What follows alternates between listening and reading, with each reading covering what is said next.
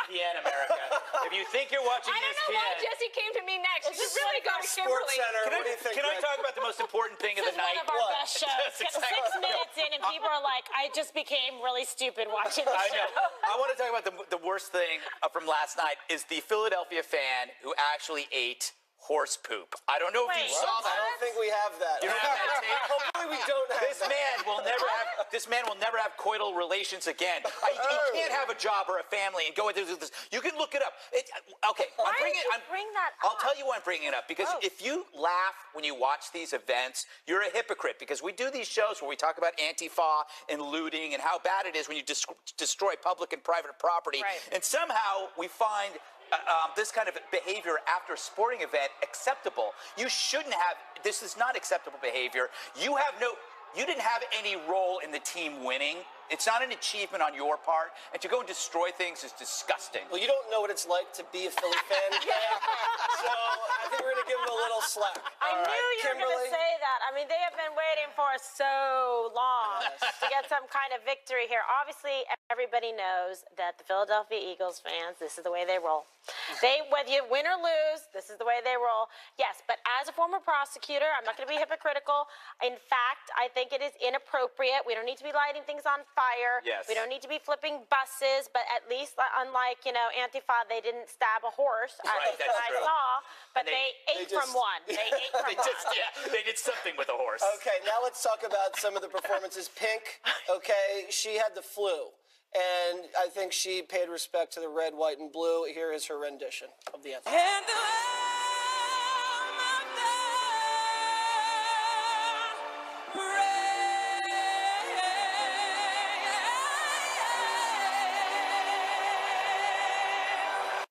So, Greg, you didn't like that. Oh no! How dare you? No. The one thing I don't like is when they change the note at the end to surprise you. Like, we're gonna go high. No, I'm going low. But you know what's interesting is we didn't have the clip of her when she spit her lozenge out. I saw that. And onto the head of a sick child. Oh, I couldn't believe she did that. that is fake news. What did you think of that performance? I liked Pink, and I liked the guy that sang before, America the Beautiful. That was a nice He was rendition. good. He was excellent. Very nice. Yeah, and I like the children's choir with him. I like it when they bring the community out for the game. That was great. And then I think we have some footage of Justin Timberlake. He did the halftime performance, and people liked it, and then some people didn't. Let's see it.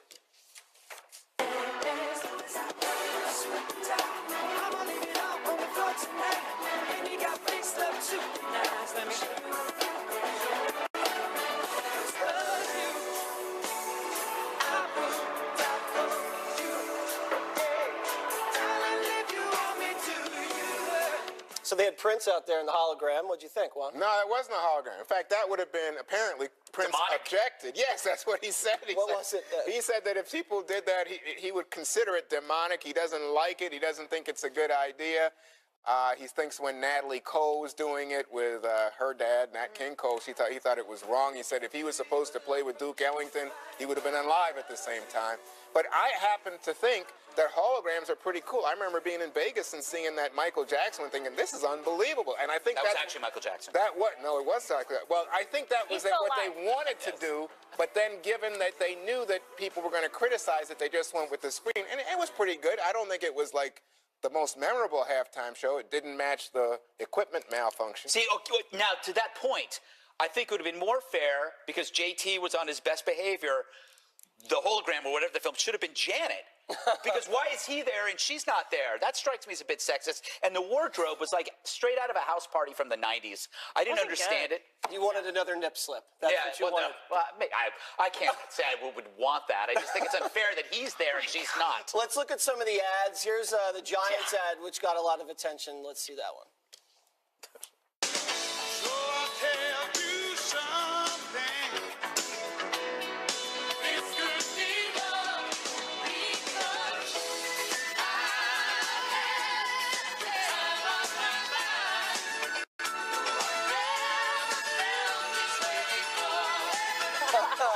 Odell and Eli. Kimberly, what'd you think? I love that move. You did. Well, Well, no, I mean, I like to do it. Oh, Like, you to have like, when okay, you like to be hoisted up like that. Yeah, it's fun, right? Very, very. No, but very I thought smooth. that was a really good commercial, and in fact, the dancing was better than the Justin Timberlake thing. I don't know. I don't think that, like, the Justin Timberlake thing was that good. Prince kind Okay. of performed better. You liked the Justin.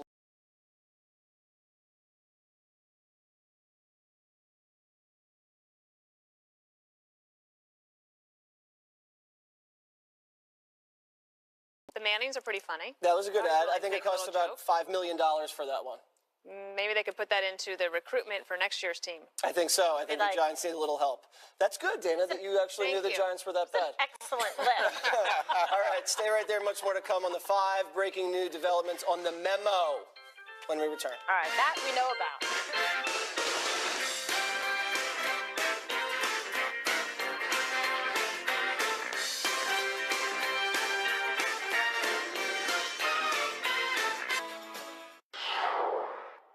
The interest wasn't oversight. The interest was a political hit job on the FBI in the service of the president. The goal here is to undermine the FBI, discredit the FBI, discredit the Mueller investigation, do the president's bidding. Adam Schiff, the ranking member of the House Intelligence Committee, still on a tear about the GOP memo that alleges the FBI and DOJ abused the FISA process to surveil former Trump campaign advisor Carter Page. Democrats want their own version out to the public, and there could be a vote on that soon. Meanwhile, the president called Schiff one of the biggest liars and leakers in Washington, who must be stopped today. The congressman is firing back. Mr. President, I see you've had a busy morning of executive time. The primary author of the memo, Devin Nunes, piling on his Democratic colleague. If you look what they've done over the course of the last couple of weeks since we put together our memo so that we could make sure the American public discovered the FISA abuses that occurred, they've continued to leak out bits and pieces of information to create narratives that, quite frankly, have one thing in common: they're always false. Mr. Schiff knows that he's spreading a false narrative there, but that's not new for him. He spread false narrative the entire time. Okay, so the president, Dana, calling him a liar and a leaker who must be stopped today. Ahora. I know. So over the weekend, I tried to take a step back, and I figured I'm going to let all of this settle and then read a couple more things when I start on Monday, just to see where people are. And I feel like it's we're at the same place that we were on Friday, except for that the Democrats have sort of advanced their agenda by, one, responding to the president the way that they had after he, whether it's punching or counterpunching, I have lost count. I do think that this question of whether the underlying documents are going to be revealed is still an open question. On Friday night, Devin Nunes was on Bret Baier's show for an exclusive interview, and Bret asked him if he had read the underlying documents, and he said no, but that Trey Gowdy had, the congressman from South Carolina, overseeing the Oversight Committee. And I'm wondering about if the Intelligence Committee folks are not all read in on exactly what's happening underneath. Should these documents actually be released to all of us? Because I don't know what the context is, and I don't know if it's a really good idea to start disseminating to the public information that is supposed to be for investigations. I think it's kind of dangerous. The other thing is, I just feel like a lot of the timeline doesn't make sense to me, especially that the memo talks about Carter Page and this FISA warrant in October of 2016, when he'd left the campaign a month before in September. And then, according to the timeline, the counterintelligence investigation started 3 months before that. So I'm not even sure what Carter Page could have even told anybody on any sort of wiretap that would have been relevant to the Trump campaign if he'd left. So I think there's a lot of open questions. Okay, so Greg, Dana thinks perhaps it might be, an imprudent escalation to then try to now release the Democratic side and go back and forth. Well, I'm okay with releasing I think the Democrats should be allowed. I just wonder about these underlying documents. Kind of the underlying documents that perhaps obviously could have some national security implications. I'm always first to state the obvious. We're seeing, this is another example of team sport politics. Reminds me of that. I think we did this segment on the 5. What was the color of the dress? And some people saw the color of the dress as gold. One was gold and I think blue. And the other was blue. So one side will always see this one way, one side will see the other. Having said that, Andrew McCarthy, I think, really nailed it down in National Review. He responded to Gerald Nadler's letter, and he says it's not about steel. being reputable in his dossier. It's not about him being, he's an upstanding guy. It's not about that. It's about his sources. Remember, he didn't write the dossier. He simply delivered it. So the FBI and the DOJ should have put more emphasis on that, because anybody, a capable person could put together a report on you with unvetted sources. Are you happy that the government used a capable person? Then that's okay with you, that they use anonymous sources saying crappy stuff about you? So that's important. But the thing that kind of gets me is the Dems, you keep hearing this like, releasing this memo is a constitutional crisis. Well, how can that be a constitutional crisis and trying to unseat a president as a general election not be a constitutional crisis? I think trying to steal an election from the American public is a constitutional crisis. Releasing, and obviously, a memo that has some kind of political opinion in it, let's be honest. It's done by a Republican. There's going to be, again, there's two sides. So that is far from a crisis. But somehow generating and ginning up this scandal to steal an election, that's a crisis. I agree. Or it could be a crisis. Wait a second. Who ginned up a scandal? The scandal was that the Russians interfered in our election. There's no collusion. Oh, I don't talking about know, but I'm collusion. just telling you, that's the real scandal. But the whole original allegation was collusion. Dreamt this up. The Democrats didn't dream anything The Russians up. interfere in everything. And no, we know so that. we should minimize it? No, this is about collusion. I'm waiting for the collusion. Okay, but I'm just saying there's a let me real put it this way. issue If you don't have a clear-cut case on collusion and you try to, impeach Trump and something happens, you got a big problem on your hands. It's 67 million people who are going to wage war. Let me tell you, you can portray this as some kind of coup, but the coup would have been if, in fact, we have a candidate running as an agent of a foreign government and agree, elected. but you have nothing there. There's no evidence to produce. No evidence has been produced to substantiate that claim. What ifs are beautiful? They are. What if? But There's no what if they're about not facts. Russians interfering in this election. They interfere and in there's everything. no what if They about the interfere in Russians everything. favoring Donald Trump. And there's And no also, what I think, if. You can't blame the president for that. He didn't even call up and go, "Hey, Russians, interfere with the election, and sure. could you choose me over Hillary Clinton?" Kimberly, what about Donald Jr. Did it have any impact on the election? Going right to Trump Tower with a Russian Where did the dossier and saying, information- I'm looking for dirt on Hillary Where Clinton? did the dossier information come from? Russians. Oh, please. Case closed. And let me just say, let's go back to Dana's Like point. algebra. Then we gotta get Jesse in.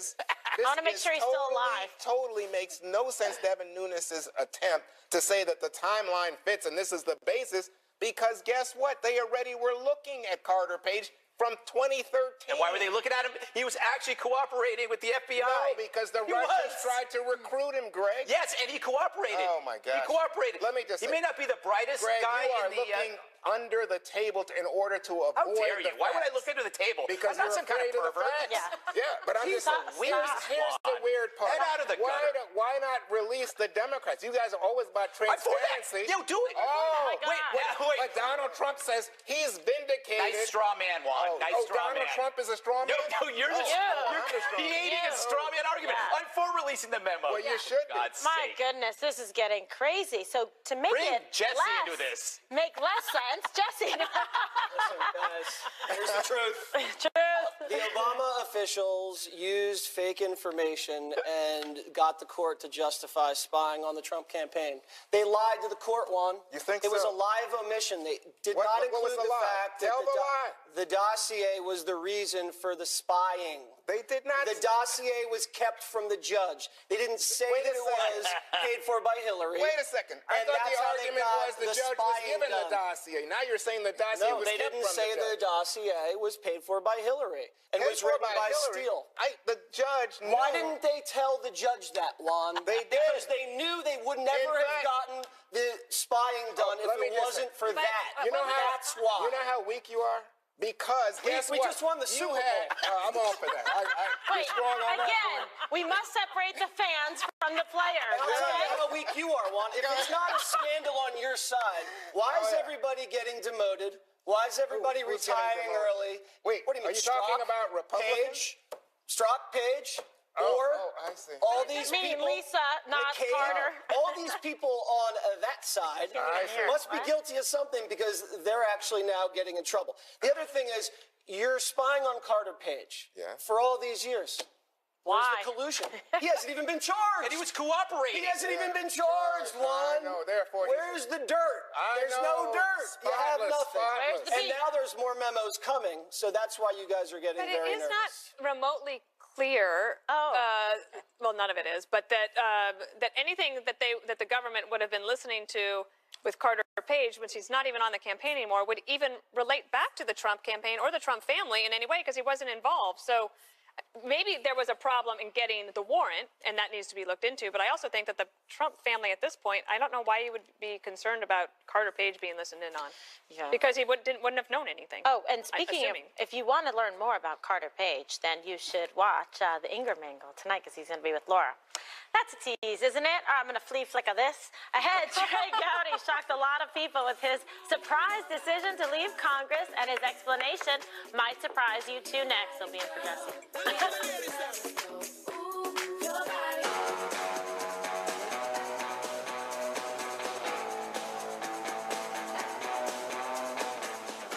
Yes, Trey Gowdy is leaving Congress, apparently to spend more time with his hair.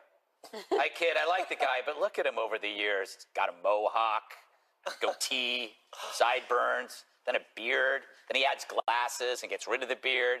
The guy's more looks than Lady Gaga. Sunday, Gowdy said he's leaving politics because he's lousy at it.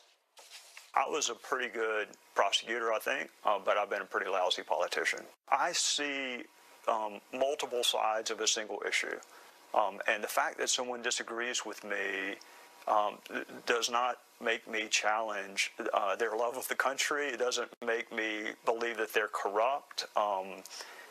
I've got a lot of friends on the other side of the aisle. I think the manner in which we get places matters. And in politics, too often, winning is the only thing that matters. And look, every hero I have is lost, every one of them. So losing is not the worst thing in the world. Not knowing what you believe and not caring enough about it to fight for it, that's the worst thing in the world. Do you think? Now, underneath that cowlick, he has a point. He's lamenting tribalism, the name-calling, the smearing of intentions by mind-reading adversaries, all driven by team sport politics. Take the memo controversy. It was the Super Bowl for political Poindexters. Everyone took sides even before reading the damn thing. Of course, no one in the media seemed to mind tribalism before, when only one side fought to win. For the left, the politics was always personal and deemed their opponents, the right, as evil. Now, the right has learned from the left, and Republicans are now as feisty as the lefties of old, fueled by a president who may be the least ideological one I've ever seen. The result, a fiery feedback loop where one side accuses the other of divisiveness, which leads to endless counter-accusations of the same thing. Yet, simply agreeing that we're all guilty of this might help solve the problem. Will that ever happen? Who knows? Divisiveness is easy and it's profitable, for it feels good to point a finger and label people. And if you disagree with me, you're probably a racist, homophobic traitor. It's true. Kimberly, where do you see him going? It's maybe a style segment on Fox and Friends? Oh my God! Come on. I like him, though. I'm a fan of his. I think he's really bright. He was a phenomenal prosecutor. He had a great reputation. You know, he handled a large, volume of material and really stuck with it in terms of the Benghazi hearings. And I think he's a virtuous person, and I like what he had to say in terms of being able to see all sides of an issue. And because someone disagrees with you, doesn't mean that they're a bad person, or their politics or their intentions, should be questioned. So I'm excited to see what he does next. I don't know. Maybe here. I'm Jesse. Yeah, one lucky guy. Hey, Dana, every time we hear about the assessment of intensity and tribalism, every time I think about it, then I think about the past. We've had assassinations and civil wars. So is this idea that we're being divisive a bit overwrought? I mean, we did have an actor kill a president, Yes. I remember when I talked to Mitch McConnell last week, he said, let me put everyone's mind at ease. And he went back and said, we used to actually beat each other up on the floor. And I think that Trey Gowdy seems very relieved. This is a decision that he's wrestled with for the last couple of cycles because he realized, I think, early on that, wow, this might not be for me. There's a lot of different ways that you can serve your country and be a public servant, and you don't always have to run for office. It's the endless fundraising, the inability to actually do what he wants to do, which is the law. But he is somebody that you would certainly want as your own personal lawyer if he decides to go into law. You would want him as that.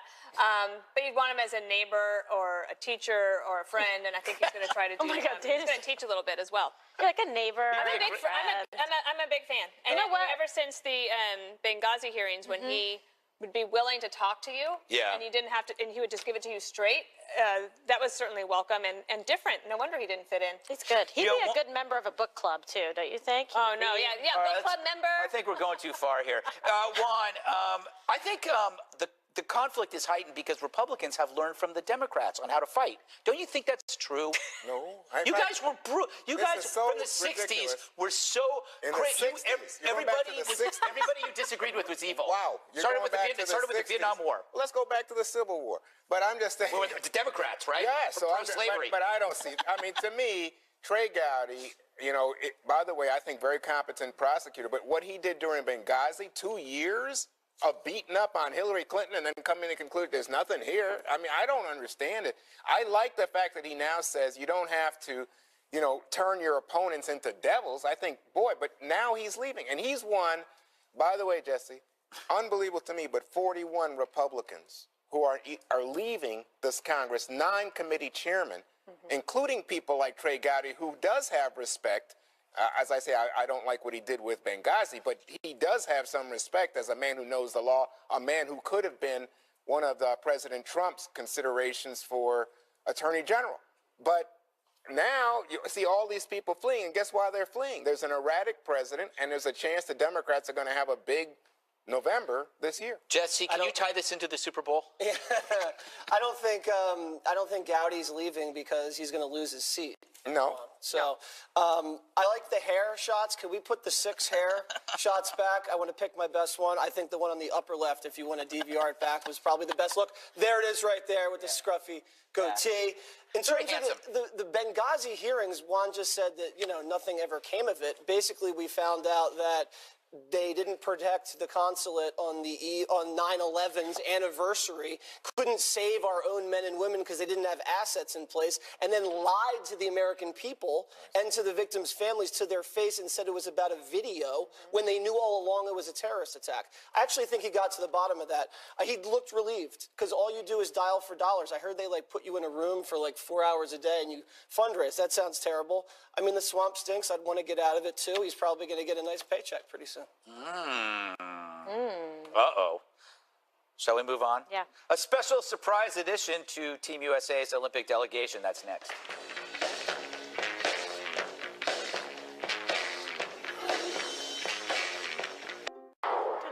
It touched a lot of hearts to see the parents of Otto Warmbier at President Trump's State of the Union address last week. Their son's memory honored at the Capitol. Otto's tragic story retold again to shine a light on the brutality and grave threat posed by the North Korean regime that tortured him. This week, Fred Warmbier will travel to the region with Vice President Pence to attend the Olympic opening ceremony in South Korea. Mr. Pence says Fred and his wife remind the world of the atrocities happening next door.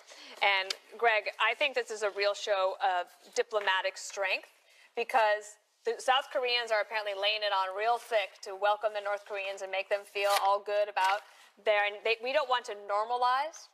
So bringing Mr. Warmbier with him, the vice president is basically forcing all of the media to cover that story. No, it's a powerful symbolic gesture, and it perfectly counters the inclusion of North Korea and its propaganda pep squad that they're going to be putting up there. So every time North Korea is up there at the opening or closing ceremonies or whenever they have athletes participating, the networks are going to show the dad as a reminder of what the world is like under the rock of that hermit kingdom. We have to turn that rock over because you're going to see the best part of that rock during the ceremony. So you got to remind there's bugs under that. Yeah. Jesse, what do you think?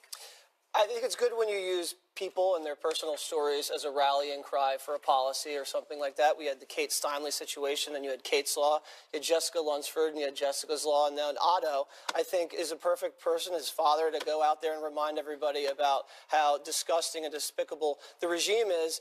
We haven't really had in a situation like this since the Cold War, where the Olympics had that more, that nationalistic competition, even though North Korea is not really competition, we'll wipe them out, but it really kind of hones the country's and the world's attention around evil.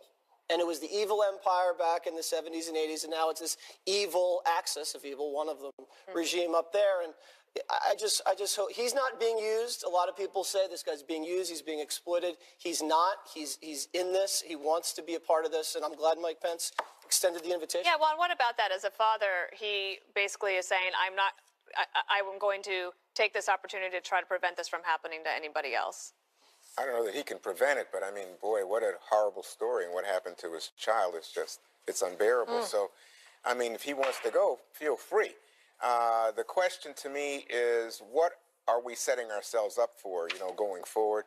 There have been stories about how the Pentagon has been criticized by the White House for not sending over possible military scenarios, and then you hear from the back that the generals don't want the White House to act precipitously in terms of attacking or giving a bloody nose to North Korea, and even somebody who was under consideration to be the ambassador opposed that kind of policy and then withdrew his name from consideration.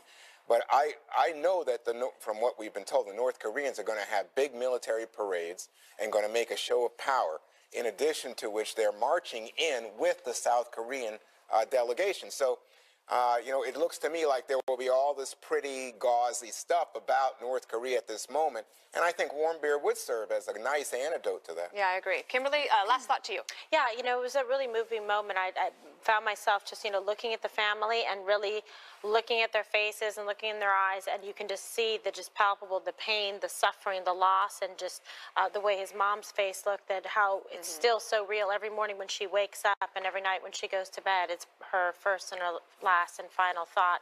And his father looking over at his wife. I mean, it's unspeakable, but I applaud President Trump for doing so much to try to get him home, and at least they did get to see their son one final time. I think they're, incredibly symbolic of the American spirit and of patriotism, and that, we're all tied and connected in this together. And it's a very real reminder of the savagery of the North Korean regime that we should never forget about. All right, indeed. Okay, we're going to move on. Jimmy Kimmel has a theory on why so many late-night hosts are liberals. Conservatives aren't smart enough to do his job. Boo. That one next.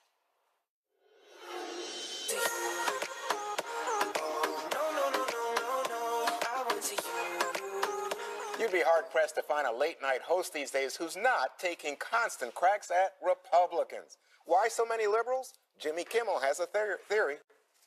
It also just so happens that pretty much every late-night talk show host is a liberal, and that's because it requires a measure of intelligence. Not a ton, not a tremendous amount of intelligence, but you do have to be over the baseline. So, is he implying that the conservative side of the country is stupid, unintelligent? Appears so. What do you think, Greg? First of all, that's what happens when you're in a comfortable space. He's being interviewed by these wonky beta male fanboys, so he kind of goes a little bit further than maybe he wouldn't. Yeah. But this is also what happens when you come to politics late in life. It creates a false confidence that's inversely proportional to your actual knowledge. That's so true. It is. It's like if he's only sure of his stance. He's only sure of his stance because he hasn't moved from the emotional position to a factual position. Everybody's like this. I was like this in my 20s when I got into politics. I thought, and also both sides are guilty of this. They rely on the intelligence insult. I look at tweets about Juan. Like if they don't like what Juan says, they call him an idiot, which is not an argument. It's not an argument. And clearly Juan is not an idiot. He's a very intelligent person. So it's rather than call somebody an idiot, which the left does and the right does, you might want to envision yourself on the other side and try to make a strong argument for their argument and then take it apart, which is a lot smarter than this. But they teach you that in speech and debate. That's true. That's true. It's called the Steel Man. But he's in an immature portion of his political life, and maybe he might grow out of it. You're seeing in the world of podcasts the mix between right and left, people interviewing each other, not getting, like, everybody treating each other with respect. Dave Rubin, Jordan Peterson, the Weinsteins, they all work together, and they don't second guess the intellectual superiority. They don't try to say that they're intellectually superior. And I think that's what he needs to learn, and he probably will or not. Who knows? Who cares? So, Kimberly, he actually had on conservatives, people who disagree with, a pathway to citizenship for the DACA, for the Dreamers, and had them talk to Dreamers. So it seems like, he's willing to hear from the other side. Yeah, well, I mean, but that's not him. I mean, yes, it's his show, but that's not him actually doing it. But look, I think this is really just about kind of ratings and developing his own niche. Like, he's actually been able to do quite well. He started to resonate, remember, during the healthcare debate, and he was taking on some conservatives, and that became sort of his area, his sweet spot, where he seemed to generate some buzz and some interest. So you're seeing him continue down this path just because it's proved to be successful for him, and there's dividends that have paid off, and I think it's really that simple and formulaic. So, Jesse, he has said, if conservatives don't like his criticism of Donald Trump, don't watch. That's fine. You can change the channel. Watch Fox. I support that. He was doing the Man Show before this. Does anybody remember the Man Show? Very I don't think popular. that was very highbrow. He was like bouncing on trampolines with women in bikinis. But they had Adam Carolla, who was awesome. Yeah, he was good too. It takes wit and it takes a good personality and decent interviewing skills to be a late night host. But let's be honest, network executives hire people in the comedy and entertainment space, and most of them happen to be liberals. It's just most conservatives don't go into that space for different reasons. So I don't think it's very deep, but I do think he's getting a little cocky because he did, land some punches with the healthcare deal. But in all honesty, I might actually have to invoke the View card now because I do want to be on his show eventually. So I'm going to hedge and say he's very great. What would you be on his show about? Just this is very interesting. Maybe things go well for me here at Fox, and he might invite me one time. So Things are going badly right now. Yeah. Well, I don't think I'm good enough at this point to get the invite. Oh, come on. We're going I would just say that some of the funniest people I know are conservatives, and they're smart. You can't be funny without being smart. I think that's so But true. why is it that none of the hosts are conservatives? I don't know, but that's like saying why aren't GG show, mister. It also says why don't conservatives go into academia? I mean, there's just choices. Okay. Well, but also because they have all the entertainment people and the liberal Hollywood guests go on there, so that's why. Good point. That's a great point. One more thing's up next. Stay with us. Good point. It's time now for one more thing. Greg, here's how I lost my voice last night.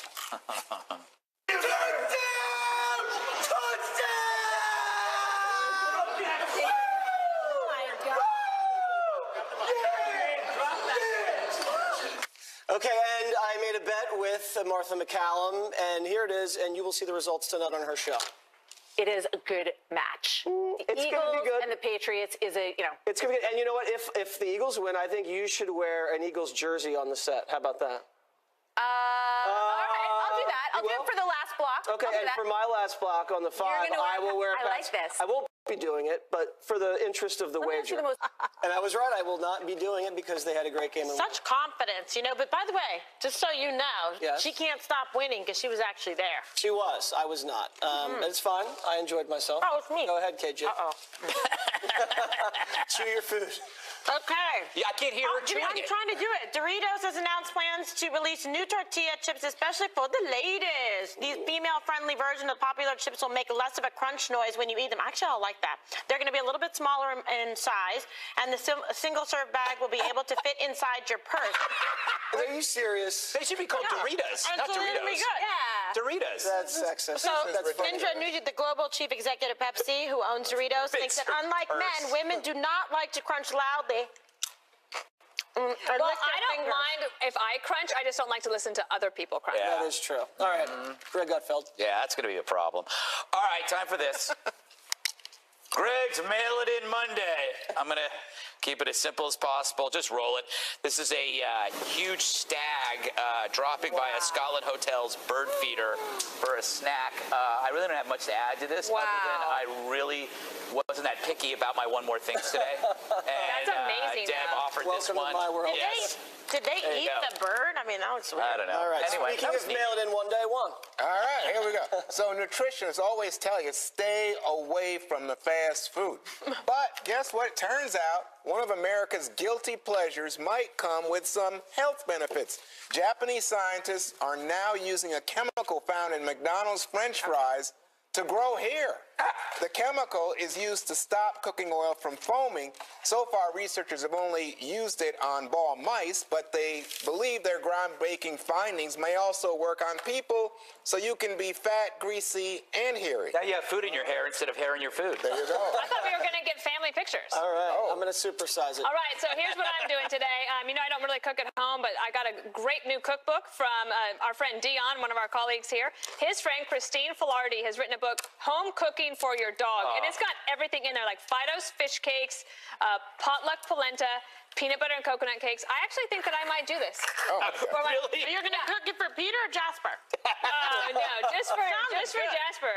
Sounds good. Yeah, I think that it's Cooking for your dog. Shannon Breen This is cooked for going her too dog, far. and it was a lab, and it lived to be almost 18. You know a lot of people do this? Yeah. Yeah, they even grind bones. Okay, speaking of special report